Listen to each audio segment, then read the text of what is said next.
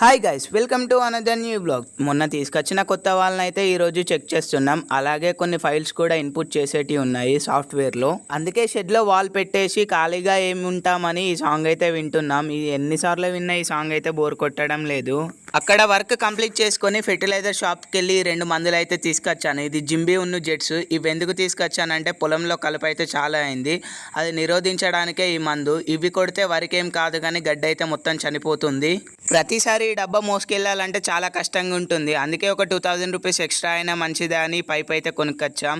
ఈ పైప్ వల్ల అడ్వాంటేజెస్ ఏంటి అంటే రైతులకైతే చాలా కష్టంగా లేకుండా సులువుగా మందు కొట్టుకోవడానికి వీలుగా ఉంటుంది. అలాగే ఇప్పుడు మేము తీసుకొచ్చిన గడ్డి మందు అయితే ఇలా వెదజల్లిన మరియు డ్రమ్ సీడే కాకుండా నార్మల్గా వేసుకున్న పంట పొలాల్లో కూడా కొట్టచ్చు.